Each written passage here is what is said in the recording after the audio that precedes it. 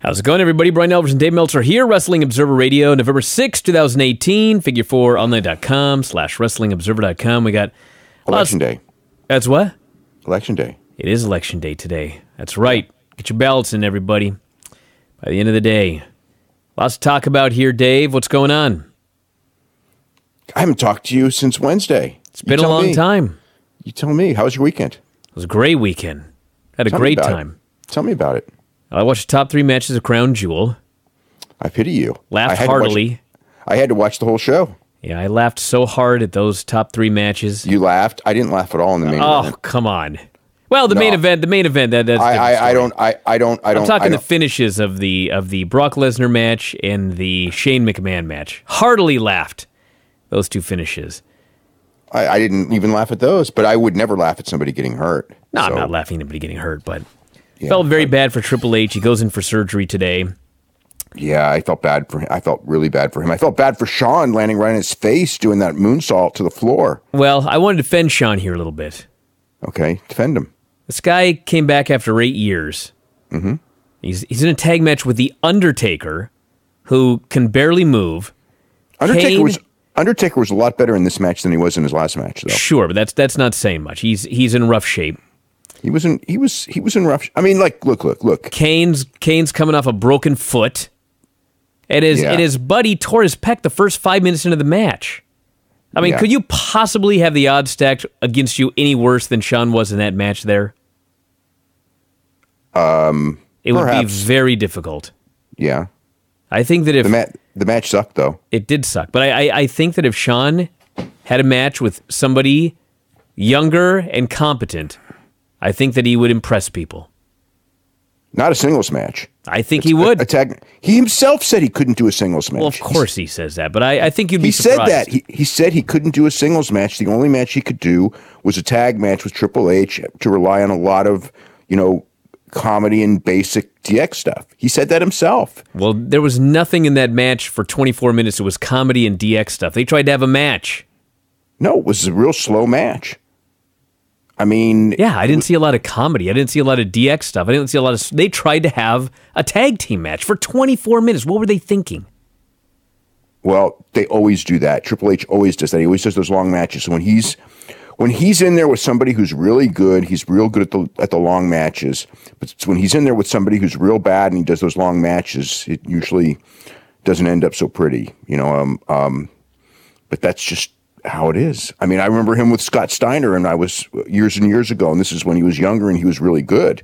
It was great, but it was like he insisted on having a match with a guy who could do very, very little and have it go really long. And people thought it was like sabotaging Scott Steiner. It was not that. Didn't he do a 30-minute? I know he did. He did like a 30-minute match with Vince McMahon once. That was brutal too. I have no idea why.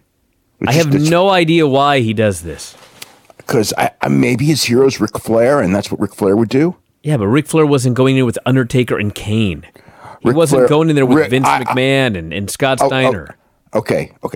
I'll give you Vince McMahon, but I saw Ric Flair in the ring with people way worse than Undertaker and Kane. Way worse. And certainly the same as Scott Steiner many times. I saw him with JY, and granted with JYD, he couldn't do anything. That was the one guy Ric Flair couldn't carry. But I saw him with guys that were, broken down, couldn't do anything. I mean, but, that's Ric Flair. Ric Flair's a different animal. The prime Ric Flair. Prime Ric Flair was, that was his thing, is that he could go in there with anyone. Listen to prime Triple H. He's 49 years old. He wrestles like 2 times a year, 3 times a year. I know. He doesn't need to be in there going... Oh, well, that goes... Look, I don't know. Honestly, I don't know if any of those guys really at this stage... it's what do you say when a guy can make $1 million in a match? But there's, I don't know that any of them should be wrestling anymore. Even I mean, Shawn would be fine, I'm sure. Because he's so talented, he'll be fine. He's not going to be bad under any circumstances. He'll be fine. But I don't sense that that he should be wrestling. And Triple H, I would think. Before this match, before the 2 matches with Undertaker, the last 2 months, Triple H had always been fine. The last match with Undertaker wasn't good, which I just blamed on Undertaker because Undertaker really was bad in that match. And then this one, he got hurt. So what do you say?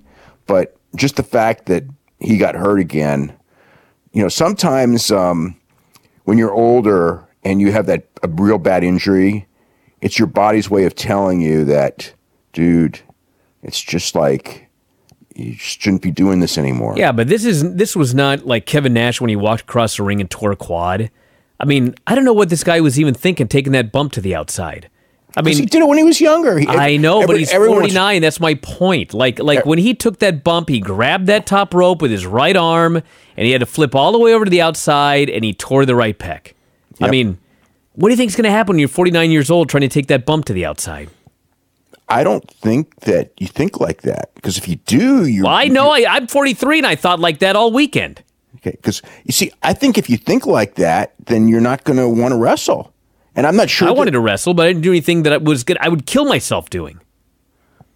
Well, I think he's done that move for probably 28 years and just figured he could do it. Yeah, when I was young, I did a 450. Do you think I'm going to do that when I'm 43? Hell no. I'm not going to do it WrestleMania weekend either. I'm not asking you to do a 450. I'm not gonna. Yeah, probably not the best idea. And if I was getting paid $1 million and I was going to get paid $1 million whether I did a 450 or not, I'm not doing a 450. Some guys I'm not out there to kill myself. Some guys. Sean did a flip into the turnbuckle, and he didn't have to do it. I'm sure he wanted to do it because that's what he used to do. Yeah, and he did. And he pulled it off fine. Yeah, he was fine. Ric Flair was doing that flip to the turnbuckle until he was in his early 50s. Then he stopped. I did the flip into the turnbuckle in Vegas 3 months ago. It's to me it's a low impact move. Yeah, there are other moves that I don't feel are low impact moves, and I try not to do them. I'm not trying to sit here and say that I'm a smarter worker than Triple H or Shawn Michaels. I just was baffled when I saw him take that bump to the outside, and then he didn't get up. I guarantee you were a smarter worker than both of them this weekend because they both got hurt and you didn't. That's true. They both got hurt, and they both got hurt on high percentage of hurt moves, and they were both 49, 53 years old. Although to defend Shawn Michaels somewhat, I mean, what was Undertaker even doing in that match? Like, he jumped out of the way. He didn't even try to catch him. I don't know. I don't know. Knee hit poor Kane in the head. Kane was at least trying. Yeah, I mean, that wasn't his fault at all. He did that move just fine. Those guys just weren't in the right place. It was weird. It was weird to watch, but that wasn't his fault whatsoever. But still, it was. But yeah, I mean, as far as Shane McMahon's part of a story, Brock Lesnar's part of a story. God, those matches though. I mean, that was a slap in the face if you really cared as far as that tournament goes. It was, but look at how stupid the tournament was. The World Cup to determine the best in the world. Well, I mean, all Americans. There was one champion. But now you know what? Now you know why they said it, because the whole thing was a gimmick to get Shane over. It was just I couldn't get mad because of that stupid tournament having a stupid ending. Yeah, well, a lot of people did. I mean, it's like I wasn't mad in the least. I get where they're going, but I don't know if it'll be good, but I get where they're going. And with Lesnar, I get where they're going too. I mean, they had, the idea that they were working with, with the Lesnar-Strowman match.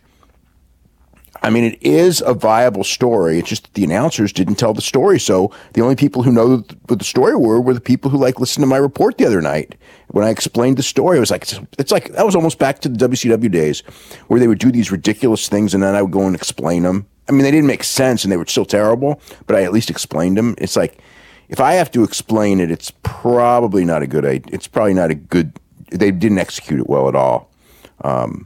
So yeah. I wonder about Brock. I wonder greatly about. Well, wait a minute. Let's talk about your match. So how was the match?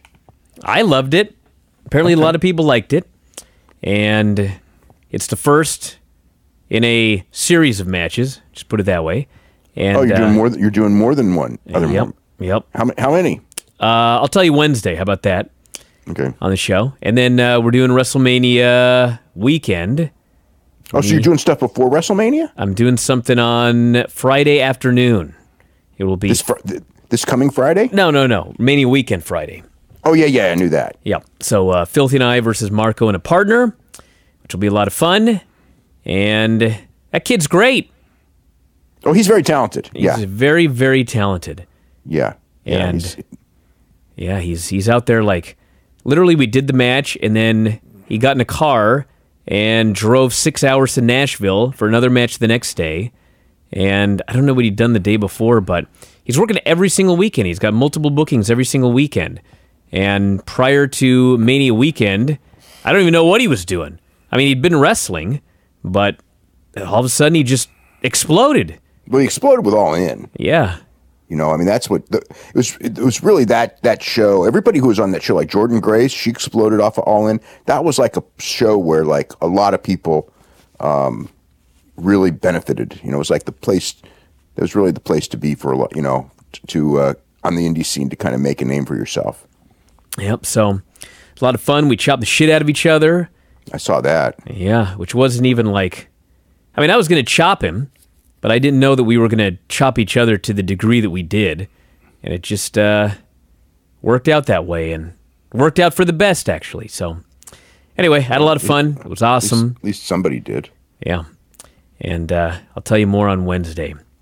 Okay. So, on the subject of... let's talk about Floyd Mayweather before we get any further. I got to ask you a question before we go to Floyd. Okay. It's about Raw. Was this the worst Raw of the year? I was really bored, but I hated this show. I didn't hate anything on the show at all. What?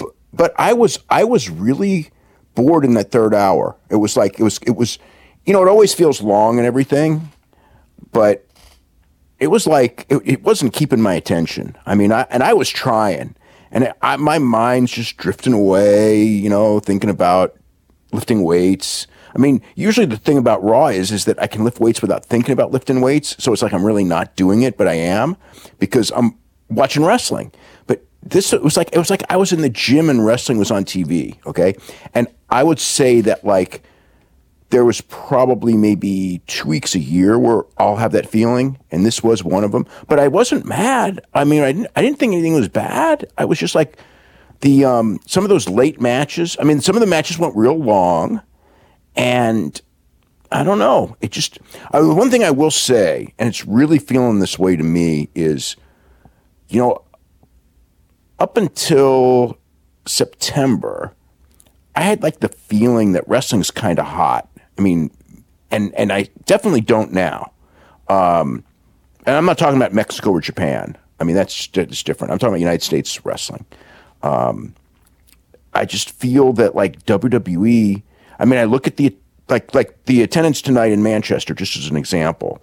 I mean, you know, they go and do TV in Manchester maybe once a year, every other year or so. You know, because they do the 2 shows in England, and usually they'll do a London, maybe a Manchester, maybe you know, maybe one of the other cities, but it's usually London and Manchester are the cities where they tape TVs at. So it's like once a year. And Manchester for SmackDown, Manchester's you know, hit and miss. I mean, sometimes it's had some bad ones. It's had some 4,000 crowds and things like that in the past when wrestling isn't quite so hot there. But Raw is always pretty much full. And I mean, they still had like 10,000 people tonight. It wasn't like it was like, I can't say that's really bad, but for Manchester, I can't ever remember a Raw with a crowd this small. And I'm just wondering how SmackDown's going to be tomorrow. I mean, it might be even worse. Well, it will be worse than tonight for sure. And it's the UK, and the UK is always like those really hot crowds. And I mean, that crowd was quiet a lot, you know, during the show. Let me give you a stat about this show. Okay. This was a 3-hour Raw. Mm-hmm. I have no idea how many segments there were. But on the entire show, 2 baby faces won. And every single solitary other segment ended with a heel winning, a heel getting heat, a heel beating someone up. It was heat. There's no heat. Entire show. I kept thinking when it was supposed to be heat, it was cold. I kept thinking because they overdo this stuff. I don't even think it was that. It was just cold. It was just cold stuff. What are people going to get excited about? Yeah, I mean, I mean, like, I know that, like, with the Natalia thing, it's like you have to establish those glasses for like a month before you break the glasses, or else it's just like it doesn't work. And as soon as like they did that, and then she's going to break the glasses in that same segment, it's like nobody cares about the glasses. It's not even that. It's like they exploited Roman Reigns' leukemia. They went to Saudi Arabia for Crown Jewel. The first thing we get on Raw is Natty's dedicating a match to her dead father, and it ends with the heels breaking the sunglasses. Yeah. It's like, dude, I mean, come on. And that's how the show started. That was second segment. It was first match, yeah. Anyway, well, here, let's talk about Floyd, then I'll get on this show. All right. So Floyd was announced for a fight with Tenshin Nakazawa on December 31st. And it's insane. Yes, it is. It's insane. He even mentioned Ali Inoki, and he's still going to do this. Well, it's going to be like a 3-round boxing exhibition that won't count on his record because it won't be sanctioned. I don't know. I mean, it's another one of these things, and this is actually the nuttiest of all. I mean, there's so many things that are going on right now in the in everything but pro wrestling, where these are economics that make no sense. You know, DAZN, it's like it makes no sense. That Canelo deal makes absolutely no sense. The ESPN deals, ESPN Plus will probably pay off in the end because it's low priced and they offer so many different sports in their ESPN. I think that they'll be okay. But they're still greatly overpaying for the content. And then so this is a case. I don't even know what streaming or pay-per-view that they got. Okay, and it makes so they got Floyd, and I think that they're paying him like, I saw a number. It was like a ridiculous number. It might have been like $100 million for this. And it's like what universe? What universe does this make any sense in? I mean, are they going to do a pay-per-view in the United States? No one's going to buy this pay-per-view. I mean, nobody knows Tenshin Nakazawa. No one's going to watch Floyd is going to pay money to see Floyd do an exhibition thing. I mean, it's, with somebody. And the thing also, it's like, in Japan, I mean, the mentality is basically this, that they know that Nakazawa is way smaller than Floyd. I mean, the whole thing is ridiculous. And he's not a boxer. We've already had Floyd go against non-boxer Conor McGregor. We just saw that story. It's like it's done. Nakazawa's a kickboxer. He'd kill Floyd in a kickboxing match, I think. There is a big size difference, so I'm not sure. But the guy, I mean, Nakazawa's like a legit kickboxer, but he's very small. Again, he's like a 130-pound guy as far as fighting weight goes. So it's I mean, he had a hell of a fight with Kyoji Horiguchi. Genki Horiguchi's a Dragon Gate wrestler. Kyoji Horiguchi, the last RIZIN show.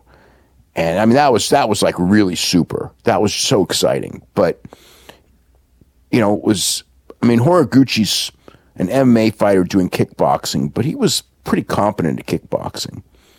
But it ain't going to be a kickboxing match, so it doesn't really matter. So I think the idea is they feel that Nakazawa, who's 20 years old, can be like the new big marquee star because women really like him, and he's a badass kickboxer for his size.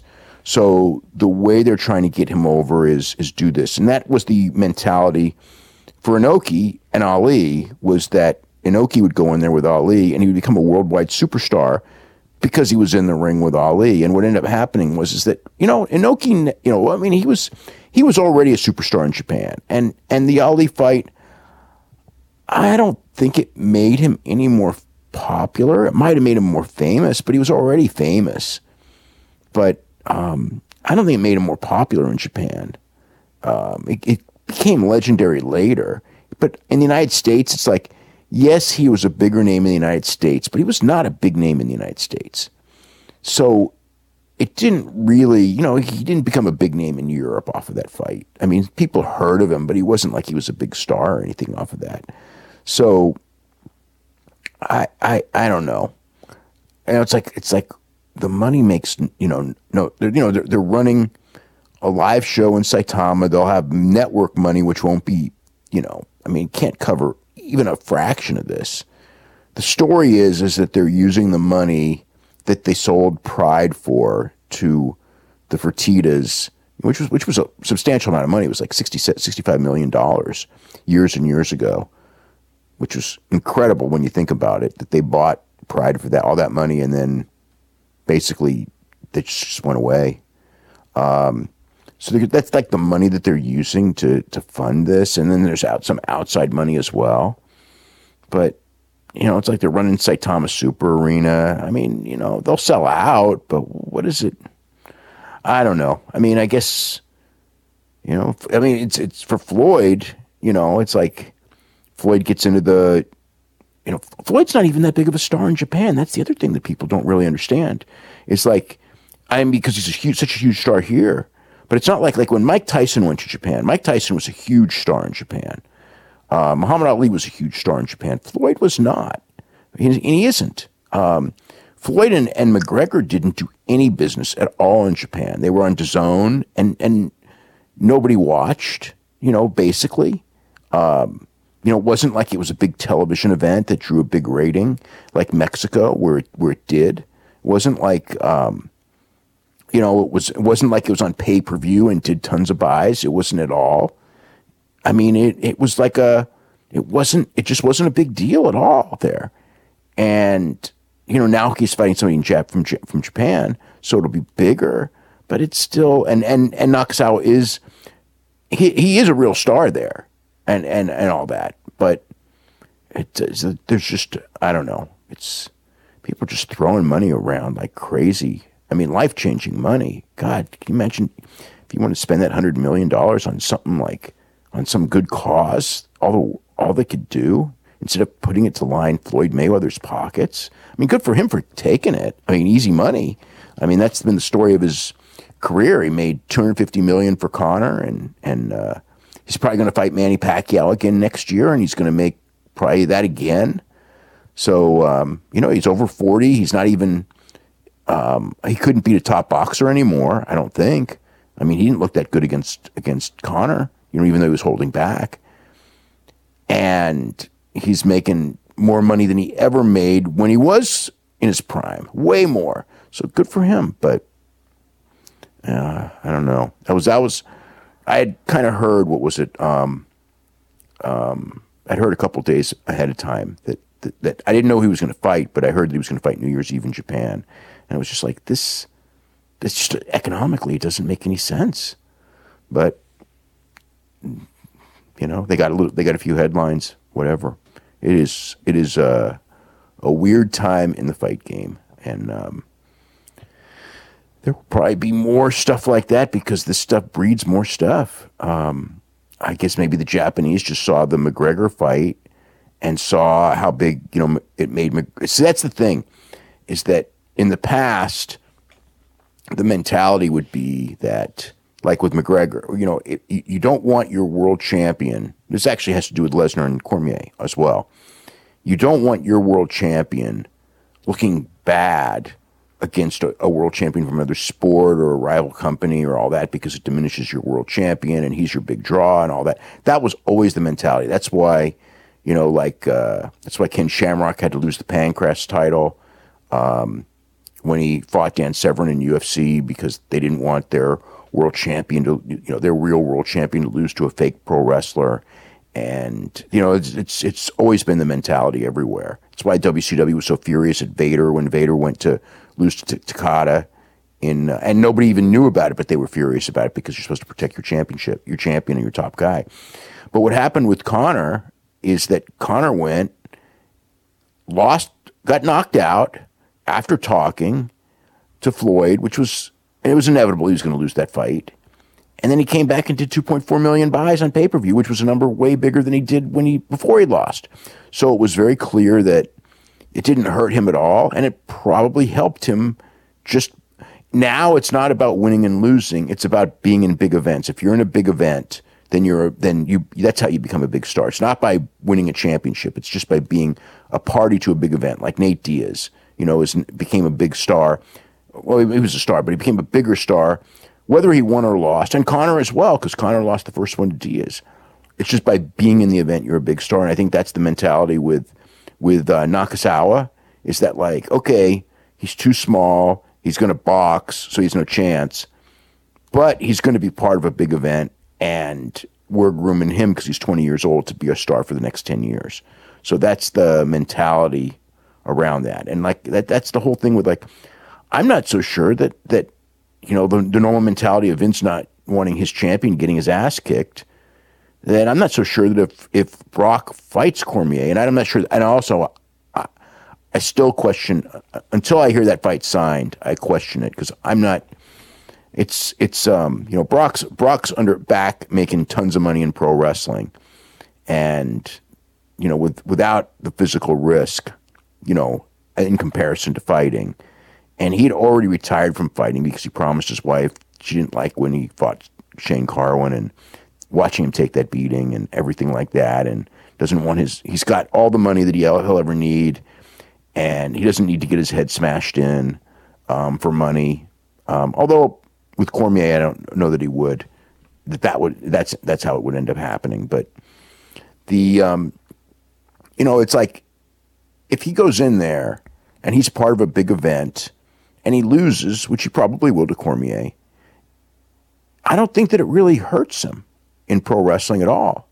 I know that like when Yuji Nagata did the thing with Fedor, it killed poor Yuji Nagata. It was one of the greatest wrestlers of this generation. But not Fedor, with Crow Cop. He did lose to Fedor as well. That didn't hurt him as much, but the Crow Cop one hurt him bad. It's like that. So that axiom did mean something 15 years ago, but today it just feels like it's a completely different mentality of, it's not wins and losses. It's just you're a star if you're part of something that's big, and so there you go. All right, let's get in this Raw report. Get it going here. There's a lot to talk about. So, opens up with Baron Corbin coming out. They're building up Survivor Series. We've got a bunch of champion versus champion matches. We got Ronda Rousey versus Becky Lynch, Brock Lesnar versus AJ Styles. There are going to be a bunch of 5-on-5 Raw versus SmackDown matches. And he says he has a score to settle with Shane McMahon. Stephanie is going to be on the show next week. And he says he's going to be the leader of the Survivor Series team, although he cannot wrestle, and so he's going to name his team. I'm glad. I don't want to see him wrestle. First two members, Dolph Ziggler, Drew McIntyre. Fans boo Dolph, they cheer Drew. He's chosen a third guy. It's because Drew's British or from Scottish, but it's close enough. Chosen a third guy, Braun Strowman. Says he knows that Braun is upset with him, but in the end, he'll understand that what he did was a teaching lesson. He needs to learn to respect authority. So he calls out Alexa. She is the manager of the women's team. What's her story? She's got a concussion, so she can't wrestle. But they want her doing the promos. I guess it's only 2 weeks away, so better safe than sorry. So she comes out to announce her team, and she says she's going to be watching all the girls here tonight. She wants natural-born killers, and she signs the Right Squad versus Natty, Sasha, and Bayley. And she's about to say the match is starting right now, but Kurt Angle comes out, and he wants to be on the Survivor Series team. Corbin says he wants to be the captain. Yep, Corbin says not happening, and basically Kurt says, "I want a match with you tonight, Corbin. If I win, not only am I on the team, but I'm the captain." Corbin says, "You got it." So Alexa is going to make the match again. Braun Strowman comes out, starts killing security geeks, and he goes to chase Corbin to the back. Remember when Raw was in Seattle, I mentioned that Braun looked like he was limping down the ramp? Oh, I mentioned that the other day. Braun's knees are shot. He cannot move. And all throughout this show, he had to chase guys. I got to tell you something. That was a huge mistake. You're telling me. He should not. I mean, they should know better than this. he was like, I remember once they did a thing. They brought the NWO back, and they did a scene where they had to run. Okay, and Nash had to run, and Nash had the bad knees and couldn't run. And it was just like, when I watched it, it's like, you guys are so stupid. You just exposed him. That like, because nothing looks more unathletic than a guy who can't run trying to run. It's just like, it just kills you. And it's like Braun Strowman, was the second or third time he went out there when he was, he couldn't. So the first time when he tried to run, he was okay for a little while. I think he maybe even hurt himself worse, but I knew that like in Crown Jewel, when he walked down that ramp, I could just see that it's like, oh my God, this guy's knee shot, And I'm sure that bump that he took from that F5 over the top rope to the floor at 300 whatever pounds that he weighs, 380 pounds, there's no way that was a good idea. But when he was running the last time, and it was like, it was barely a walk. It was like, do not book him in anything that requires movement, because it's like the whole aura, like, was just shooting right out of him. The aura being a monster. He looked like, like one of those immobile dudes. And it's like, that's not what you want, your top guy to look like. So then we got the women's match. First off, Natty cut a promo backstage, dedicated the night to her dad, put on a pair of sunglasses that he had given her. They go out there for the match. This match went on forever. Yeah, that match was way too long, and it wasn't the only one that was too long, but this match it was way too long for this audience. They lost interest, yeah. Heat on Natty, she got the hot tag, or gave the hot tag to Sasha. I don't know what's going on, but whatever they're calling this Meteora now, the first one she did was like a leg lariat. The second one was a Thez press. She is not landing on her knees anymore. The Meteora that they called that she usually does that looks like a Thez press. She was closer to a Meteora this time than usual, actually. So it wasn't. Michael Cole's in love with saying it because it's like the new move that he learned, but he wasn't. That wasn't so bad this time. It's been worse. Bailey got a hot tag. He had a dive on a Livin' Logan. Nearly killed Ruby with a knee to the jaw. Ruby cuts her off. They beat on her forever. This went through 2 commercial breaks. Natty tags back in, goes to work on everybody. She puts the sharpshooter on Logan, but then Ruby grabs Jim's sunglasses outside and breaks him in half. And Natty just lets go the hold. She drops to her knees weeping. The heels leave, presumably a double countout. This was straight out of Nitro. It wasn't even anything, because the fans were trying to do a count to 10 so they could justify in their minds the match ending, and the referee was having none of it. The match it never ended. It just stopped. It might still be going on for all I know. It might be. This happened all the time on Nitro. This company was dying. This was bad. Yeah. 17 minutes, which is way... 17 minutes and no finish. I was furious. Yeah, 17 minutes and no. It's never a good idea in my mind to do a match that goes too long and then a bad finish to boot at the end. No climactic finish either. Yeah. And there was like nothing in this match. Like there was nothing really wrong in the match, but they lost the crowd's interest. So I guess that's wrong. Braun's looking for Corbin, doesn't find him. We got some toilet humor, so I'm sure Vince loved it. Jinder and Apollo Crews. Crews vowed to beat Jinder tonight. Promo was okay. His best promos were actually when he first debuted on NXT, but then they got a hold of him, and they've been bad ever since. Can you imagine? I know. That's what happened. No, you're right. I know. I remember when he first came to NXT, and he came across like a big superstar, and then somehow or other, in fact, this was the kiss of death. He came across so good in NXT that they decided to bypass him. Because remember, he was out of NXT like in record time. And they brought him to the main roster. And then in the main roster, it was just like, he basically floundered until now. And he got to beat Jinder, which I guess is no great shakes, but at least they're doing something with him. And they're trying, so the gimmick is that they're going to push him as Raw's highlight reel. So that's his new nickname. So the idea is watch Apollo Crews do cool moves, and he can do cool moves. He did several of them here. So that's what he did. He did a standing moonsault, after. He did a press slam and a standing moonsault. Yeah, that was. What else did I miss? That's pretty much it. I don't know if that's a human highlight reel. We got Seth Rollins on the show and Ziggler and all sorts of guys. Mm-hmm. We also got a long Jinder rest hold, literally 30 seconds in this match. They laid on the mat. Yeah, he sure did. Apollo won. Yeah, I don't know about Jinder. He hasn't been looking so good in his recent matches. Mm-hmm. I think he has a shoulder injury too, so that doesn't help. Seth came out for a promo. He's got the Intercontinental and both tag belts. Says he should have a trophy, but Baron Corbin, he's so upset about Corbin. Corbin screwed. Braun helped Lesnar win the title. He says, after everything that Roman Reigns is going through, what a slap in the face. Still playing it up here. So he says Dean Ambrose is here. He wants him to explain what happens, but he knows he's not going to. He's about to vacate the tag belts when Corbin appears on the big screen, says, you can defend these titles. And he signs him to a match with AOP. They destroy Seth for a while. He makes a hell of a comeback, actually. One-man comeback. I actually like this match a lot. Blockbuster, frog splash. I thought Seth was really good in this match. But then he gets cut off by Drake Maverick, and they hit him with a double power bomb. They pin him. So AOP, the new tag team champions.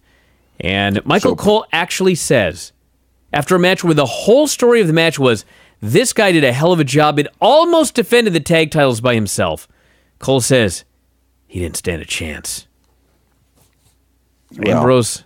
That's the idea that like the odds were greatly except against. He did. That was the story of the match, was that he had a chance. Yeah. So the AOP, in theory, I guess would be facing the Bar at Survivor Series. I guess so, yeah. Yeah. Ambrose comes out afterwards, gets in the ring, grabs a mic, says, you want to know why I did what I did? And then he boots him, gives him the DDT, and leaves. They go to Renee, who says, I can't reason with him. He won't talk to me about it. I have no more information to provide. Awkward. Yeah, real awkward. Baron promo. Charlie can't even get her question out. Baron says, if Braun wants to wrestle me, I'll be there, but he doesn't want to wrestle. He wants to destroy me. And then Braun shows up. More running. Big mistake. So the gimmick here was that Charlie, see, the whole show, Braun's trying to find out where Corbin is, and Corbin's hiding in the storage room. And Charlie mentions that we're here in the storage room, and he gets mad because it's like, oh, now Braun's going to figure out where we are. And then like 5 seconds later, there's Braun beating up all the security, and Corbin's gotta vacate the premises again. So then we had Dolph come out and talked about this conspiracy to take the trophy from him. The Drifter shows up. He's super over. Crowd's going crazy for this guy. Then they have a match. This match was brutal. Yeah, 14 minutes. I'll tell you what. Okay, so I have seen Elias have a decent match with Seth Rollins that went long. So I know it's possible. But it didn't happen here. Dude, I don't know if Dolph had some sort of idea or if Elias is just terrible, but this match was horrible. It's just it was really sloppy too, yeah. It was one hold after another, and just nothing happened forever. They go to commercial, they come back, more headlocks, nothing's happening. When the one thing is when Elias at the finish, they did still pop for him. So they, but it was quiet for most of the match. Yeah, Elias was so over doing the thing, and then once he wrestled, it was like it was dead because it sucked. Yeah, it did. So Elias won with the drift away. I literally probably 12 minutes into this seemingly endless match, I was just done. Started doing something else, and then he won. So I don't even know what the setup was, but. There was no setup. He just kicked him and hit the drift away after. So Ziggler hit the zigzag for a near fall. Elias got his foot on the ropes. And the crowd kind of did pop for that. And then Elias just kind of gave him the drift away out of nowhere. I mean, that's pretty much it. Like he goes from getting the other guy's finisher, getting his foot on the ropes, gets up and hits one move and pins him. It was like that WWE finish thing that I never liked that kind of thing where, you're in the, you recover in 15 seconds from the guy's finisher and then you hit your finisher and win. I just think it's too abrupt. Well, it is. They're not the only ones who do that. CMLL does that too. But I never like it when it's done. It just seems so fake to me. But so anyway, just a boring match and nothing else really. It was not good for either of them. It was brutal. Yeah. Kurt Angle promo vowed to become the team captain tonight. Had a Ronda Rousey promo, cut a promo on Becky, saying Becky threatening to take her arm was cute. She had the performance of a lifetime at the pay-per-view, but she messed with the wrong person in Ronda Rousey. Talks about all the things that she'd gone through in her life. While Becky was in clown college, she was training for the Olympics. While Becky was a stewardess, she was in the middle of the most dominant MMA run ever. She loves Becky's new attitude and says it's going to take more than that to beat her. So, she says Becky may call herself the man, but she is the baddest bitch on the planet. I never thought the day would come that Ronda Rousey would have the best promos on Raw. And I know some of it's Heyman and some of it's her. But still, I mean, on a show with like Kurt Angle and people like that, it's like her promos shock me in a good way, the same way I'm stunned because Kurt Angle is one of the, like a really great promo guy. And Hughes just been brutal on this run. So then Nia comes out. She cuts a horrible promo saying she'll be waiting for after Survivor Series. We then get Nia versus Ember Moon. Ember Moon, now the She-Nom and the War Goddess. We got more things to brand her with. They have a match. Nia kicks out of everything. This match, the crowd was dead. This match wasn't any good either. Dude, you think this match was dead? Wait till the aftermath. Nia pins her with the Samoan drop, and then out comes Tamina. Tamina and Nia have a stare down. Tamina gives Ember the Samoan drop. Ember acts like she's not a fan of this, but then tells Tamina to turn her over. Tamina puts Ember in the crab. Nia drops elbows on her. They hug. They dance around. This died the death of all deaths. Oh, yeah. It was incredible how little the crowd cared about this. I can't even explain how little they cared about this. Yeah, it was for a heel turn.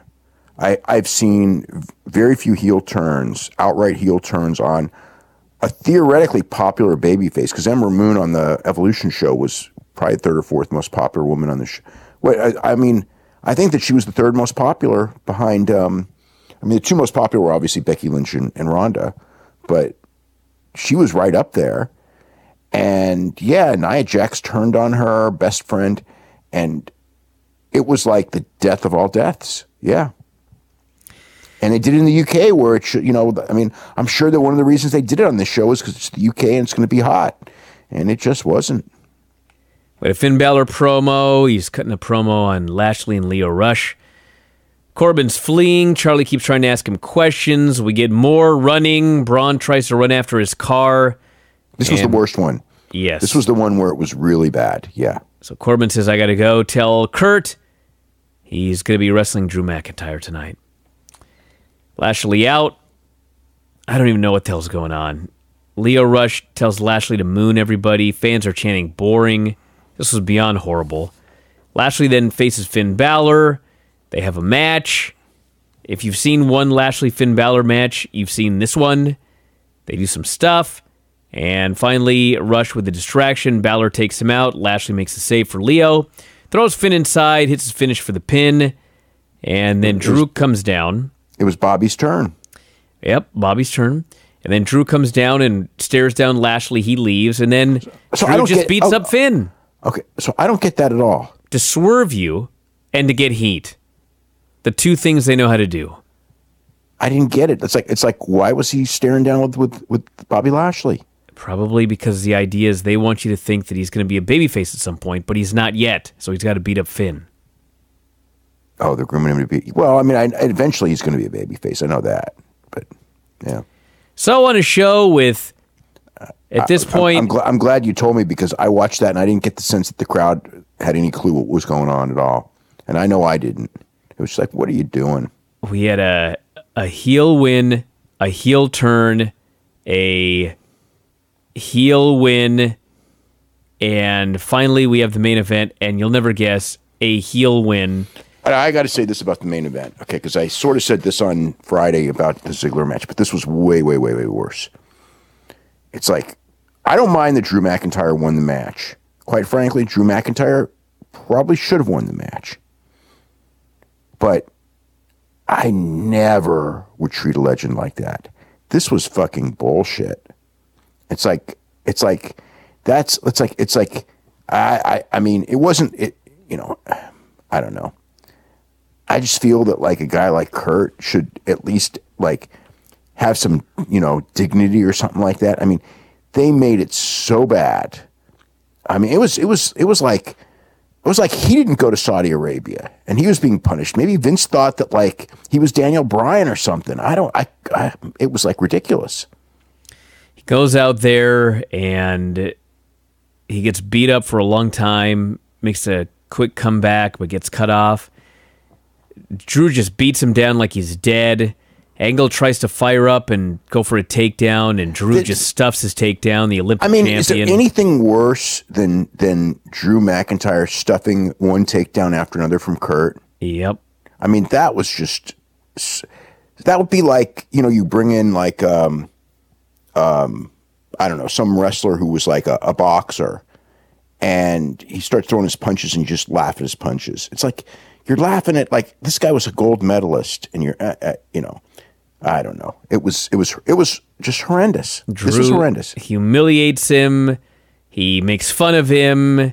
He buries him, and then finally he hits Kurt with his own Olympic slam, puts him in his own ankle lock. Kurt taps out. I mean, I figured that this is going to end with Kurt beating Corbin and ending up the captain of the SmackDown team, but boy, oh boy, did they destroy this guy here tonight. Who wants to see Kurt? This was worse than watching Undertaker in a lot of ways. But with Kurt, I mean, it wasn't that he looked terrible. It was he was booked terrible. It's like you don't want to see... You want to see... When you go to see the legends, you want to smile and be nostalgic and all that.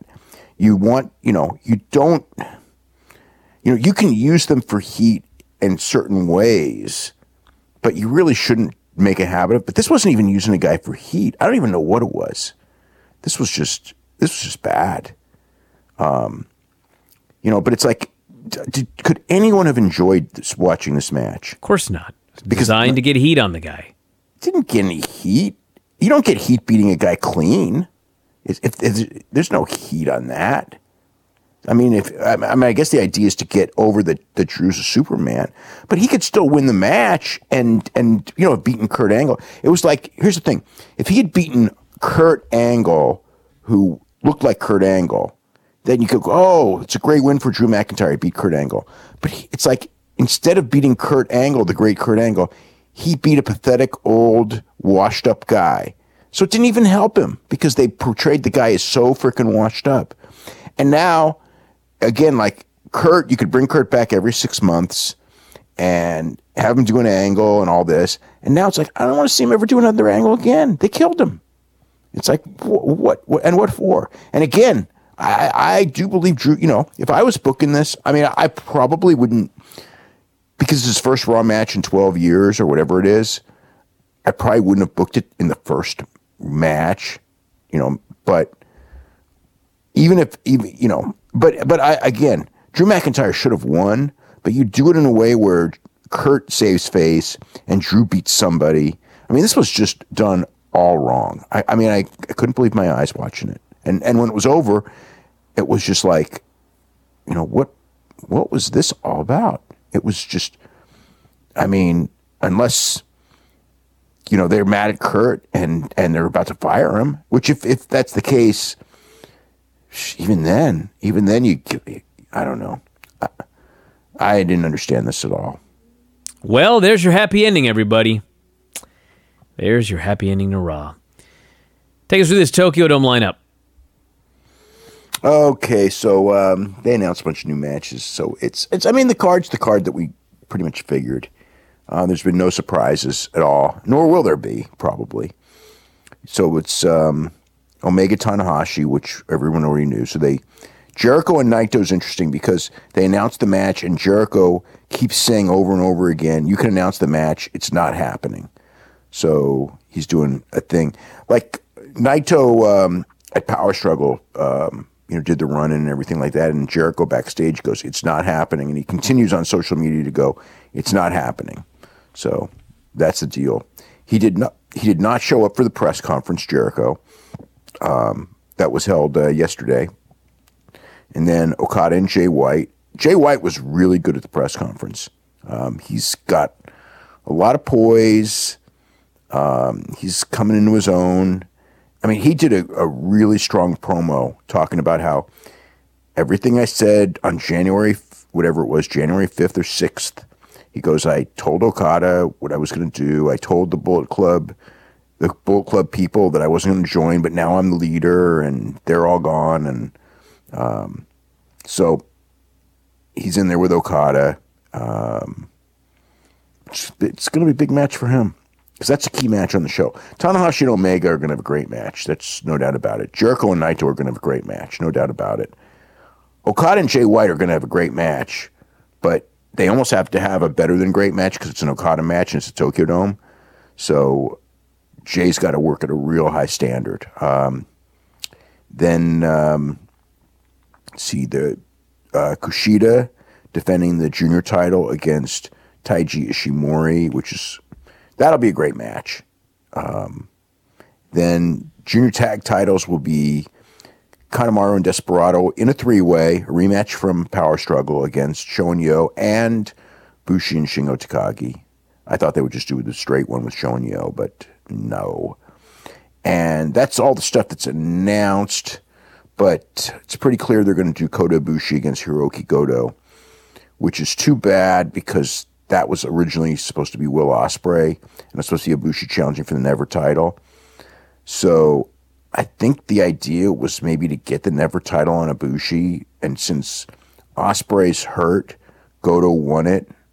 So Goto's defending it, so he's got to wrestle him. Maybe if we're lucky, Ospreay and Ibushi will wrestle for the championship in 2019. That would be a fantastic feud. And that is that's what's on the card so far. As far as that should take care of the championship portion. I think the rest will probably be multiple person matches. Maybe this Never six man is Tonga Loa and Ishimori. So with Ishimori in the other match, we're not going to have a 6-man title match. We could have Ishii defending the British title against somebody. Zack, that makes sense. That'll be Ishii and Zack Sabre matches are always great. I hope so. I just want to see a killer. I want to see a killer show, and that it's going to be. But yeah, Ishii and Zack will really, will make up somewhat for losing Ibushi and Ospreay. God, what a lineup this show would have been if Ospreay hadn't gotten hurt. Ben Askren and Robbie Lawler. Yeah, it looks like they're fighting on January 26th on pay-per-view. So that's Ben Askren's first match, which, oh man, I don't know. Robbie Lawler didn't look so great in his last fight, but Robbie Lawler is real good against wrestlers usually. And we'll see. We'll see what happens. Ben Askren's a phenomenal wrestler. He doesn't get hit often. If Robbie Lawler's got great power and he's got good balance. He's usually pretty good with the wrestlers.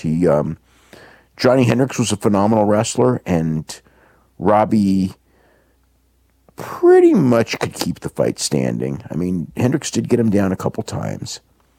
So they split two great matches. But Hendricks was a threat standing. So you have to respect his standing, which sets up his wrestling. Whereas with Askren, there's really no threat in the stand-up. So it's going to be a tougher match for Askren. But we'll see. It's, it's bad as that Askren likes Robbie Lawler. So now he's not going to be able to do the trash talk. And to me, the whole value of Ben Askren was his ability to be able to fight. So they like put him against like the one guy, like all those guys except for all those guys in the division. I mean, he just kept talking about. I mean, he wouldn't talk bad about Wonder Boy, but he was just ripping on Darren Till. And it's like, oh, if you're ripping so much on Darren Till, maybe that's the fight to make. All right, let's jump into the mailbag here. Mailbag at WrestlingObserver.com. As far as Zez, did WWE ever try to sign Mark Kerr, Mark Coleman, or Kevin Randleman? I mean, it was never serious. I know that there was interest in Mark Kerr, but not. I mean, not really at a big level. Randleman, I never heard them. And I'm surprised because I actually recommended Kevin Randleman to them, but I never really heard anything about them and Kevin Randleman. No, and Mark Coleman, I never heard much about him either. Mark Coleman did pretty well, all things considered in Japan. Considered his limited training. Kevin Randleman would have been a phenomenal pro wrestler if he had gotten the right training because he was just a freak athlete and liked pro wrestling and could just do anything in the ring. He looked good. He's like Shelton Benjamin times 3 as far as like athletically went. He could have been something. This person here says, with the money WWE will be making this time next year and how injuries have ravaged the roster the past couple of years, how necessary are house shows and can WWE just stop doing them? Of course they could. They can do anything they want. Yeah, they don't need to do house shows at all now. Especially look, the house shows weren't even profitable this last quarter. So, yeah, you could stop them completely. But I don't advocate stopping house shows because, number one, I think you get a lot of experience that's good working house shows. But you can rotate talent and work less days and, make the schedule less fatiguing. You can absolutely do that. So I would, maybe a deal where instead of guys working 160, 180 shows a year, maybe 110 or 100 or something. I don't know. That's little. If you're going to do, if 100 is little because 52, if you're working 52 Tuesdays, that's 52 right there, or Mondays. And then 12 pay-per-views if you're a top guy. So that's 64. So if 100 seems like too little, that's almost that's like 3 added house shows a month. That's, but you could get away with, not doing, you could definitely do a lot fewer house shows now because the economics of the business are completely different. This person here is furious about 3-person announce teams. Why do we have to have them, he says? I have no answer that's good. We have them because we have them. That's the rule that they use. Every announce team is 3 people. I know announcers, they always tell me 2's the right number. They don't understand why you would ever do 3. But there you go. This person here says, can Dave explain how the Radicals jumped ship to WWE and how Benoit getting the title in WCW resulted in him leaving? It didn't result in him leaving. He was going to leave, and they thought if they gave him the title, he'd be a mark and want to stay. And he didn't. And he was not. And so then they had to make up this story about like the foot on the ropes or something, so to explain him leaving. So the basic gist was they were complaining about Kevin Sullivan being the booker because Kevin Sullivan and Chris Benoit had an issue over Nancy. And there was a period when Kevin Sullivan was booker where Chris lost, I forgot what it was, but it was like 9 or 10 pay-per-view matches. Like maybe it was 9 out of 10 pay-per-view matches over a period. And Chris remembered this and just didn't want to work for Kevin Sullivan as booker. And the thing is like, I don't know, there were compromises you could have done, but WCW just wasn't going to do them. Their mentality was that these wrestlers are not going to, force our hand as far as who the booker is. So once they made the decision it's going to be Kevin, and the wrestlers, Benoit and his friends didn't want to work there anymore, they had a meeting and they just goes, you guys are free to go.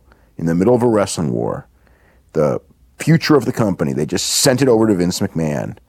And that's what happened. It was complete ineptitude on the part of WCW. You have contracts for a reason. And those guys were, the old guys had run their course in WCW.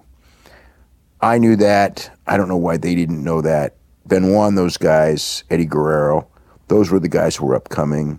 You didn't want to lose them. They were, and again, the company was already on the way down by this point. But, and I mean, in a bad way. They were already in a bad way, but this made it a lot worse. Having those guys leave. And then those guys show up in WWE and they were over like crazy. And of course, that was like the funniest part of all was, do you remember the stories that Chris Benoit didn't know how to work? Are you kidding me? You remember that? Oh, yeah. You don't remember that? Yeah, I do, of course. I mean, it was like, so the whole deal was that he could be carried. Triple H can carry Chris. Yeah, he could be carried. Because he had he had like a 4-star match with Triple H in his third weekend after the first they said he doesn't know how to work. And then it's like, well, he can be carried by a good worker. And it was just like, this guy has gone all over the world. He's gone to Europe and he's excelled. He's gone to Mexico and excelled, which was very hard for an American to do. You can do it now because the styles are closer, but then it was completely different styles. He went there. He went to Japan, which was still the best wrestling in the world, and excelled.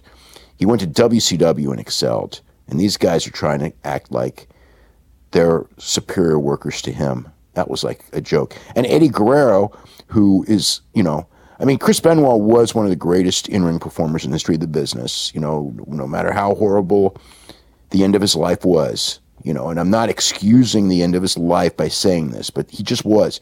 He's one of the best wrestlers I've ever seen. And Eddie Guerrero was right with him. And some people think Eddie Guerrero was better than Chris. I mean, Chris was definitely more consistent than Eddie. I think Eddie was more naturally talented than Chris, but Chris was a lot more intense. But pick them, you know what I mean? They're two of the best of the era. They're two of the greatest that there's been. And the idea that they went over there and they're not that good was just, it was amusing. I'll say that. It's amusing. Ray didn't know, Ray, everybody liked Ray. That was the one thing that, Ray didn't get buried at all personally, although in booking at first he did because they thought he was too small. But they were teaching Ray how to work, so he got, and he was a good listener. That's always good. Yeah. A good listener. All right, everybody. On that note, we're going to wrap it up for today. We got a lot of stuff up on the front page. Back issue of the Observer's up. New Observer out on Wednesday. There's all sorts of shows from the last several days. Tons of weekend shows, so check those out. And that is it. We will talk to you again after a while.